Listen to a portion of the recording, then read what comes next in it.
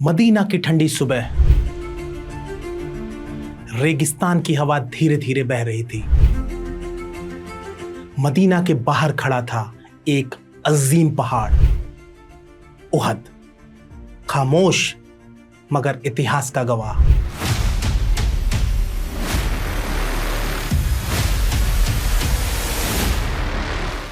यह हिजरत के तीसरे साल की बात है। बदर की लड़ाई में करारी हार होने के बाद मक्का के कुरैश बदले की आग में जल रहे थे। उनके टॉप 70 लोग मारे गए थे, जिसमें उनका लीडर अबू जहल भी मारा गया था।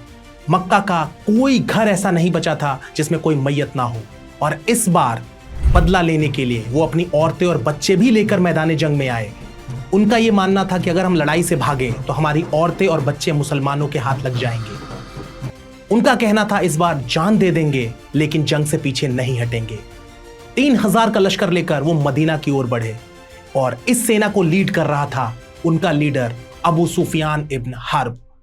और उनकी फौज में मौजूद थे एक से एक घुड़सवार, और उसमें थे खालिद बिन वलीद, जिनकी रणनीति इतिहास बदलने वाली थी। मदीना में जब यह खबर पहुंची तो माहौल गंभीर हो गया। अल्लाह के रसूल सल्लल्लाहु अलैहि वसल्लम ने अपने सहाबा से मशवरा किया। कुछ लोगों ने राय दी कि शहर के अंदर रहकर ही लड़ाई की जाए, लेकिन कई नौजवान जो बदर में शामिल नहीं हो पाए थे खुले मैदान में लड़ना चाहते थे। मशवरा हुआ और फैसला लिया गया, दुश्मन का सामना शहर के बाहर उहद के मैदान में किया जाएगा। जंग की सुबह उहद का मैदान, सिर्फ 1000 मुसलमान, सामने 3000 का लश्कर। उन्होंने उनको 3 पार्ट में डिवाइड करा। सेंटर विंग लीड कर रहा था अबू सुफियान, जो सारे कुरैश कबीले का लीडर था। उसके लेफ्ट विंग को लीड कर रहा था इक्रिमा बिन अबू जहल, और राइट विंग को लीड कर रहा था खालिद बिन वलीद, जिनके अंडर में घुड़सवारों की फौज थी। आप सल्लल्लाहु अलैहि वसल्लम ने अपनी फौज को 3 पार्ट्स में डिवाइड किया। मुहाजिरीन, औस और खाजरजी। 1000 सहाबा में से सिर्फ 100 के पास वॉर ड्रेसेस जैसे कि बॉडी आर्मर्स वगैरह थे, और सिर्फ 50 घोड़े थे। रसूलुल्लाह सल्लल्लाहु अलैहि वसल्लम ने 50 आर्चर्स को एक छोटी पहाड़ी पे तैनात किया, जिसको लीड कर रहे थे अब्दुल्ला बिन जुबैर रजी अल्लाह तआला अन्हु। आप सल्लल्लाहु अलैहि वसल्लम ने इनको वसीयत की कि अगर तुम देखो कि चील कौवे भी हमारी लाशों की बोटियां उठा के ले जा रहे हैं, तब भी तुमने इस पहाड़ी से नीचे नहीं उतरना है जब तक मैं तुम्हें हुक्म ना दे दूं। जब दोनों फौज आपस में सामने आई तो अब्दुल्ला बिन उबई, सबसे बड़ा मुनाफिक, उसने कहा यह तो बहुत बड़ी फौज है, ये तो खुदकुशी करने जैसा है, हम तो नहीं लड़ेंगे।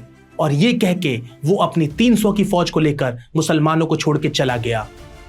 अब सिर्फ 700 मुसलमान बाकी रह गए। जंग शुरू हुई,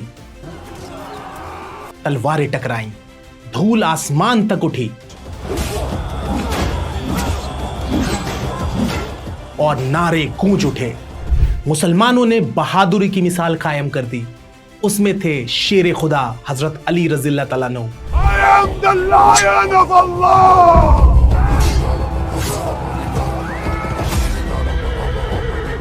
हजरत हमजा रज़ी अल्लाह तआला अन्हु। उनकी बहादुरी देखकर दुश्मनों के दिल में डर पैदा हो रहा था। कुरैश की लाइंस टूटने लगी, वो पीछे हटने लगे। ऐसा लग रहा था कि जीत करीब है।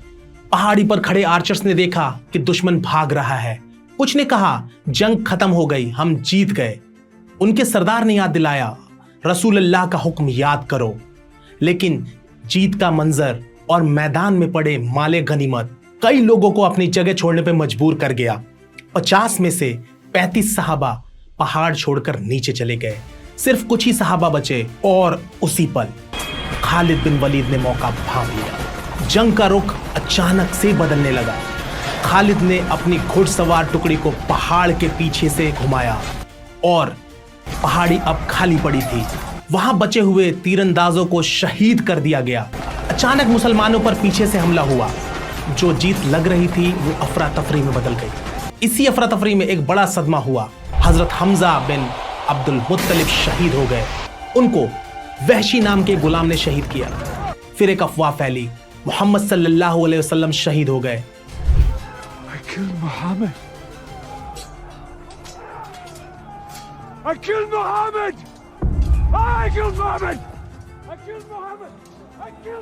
ये झूठ था, मगर जंग में अफवाह भी हथियार बन जाती है।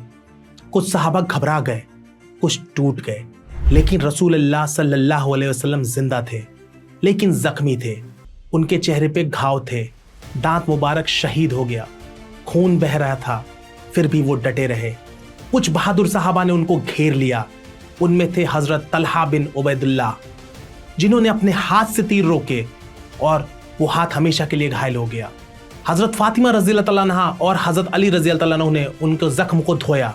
हजरत अली ढाल को उल्टा करके उसमें पानी लाए और फिर जख्म धोए।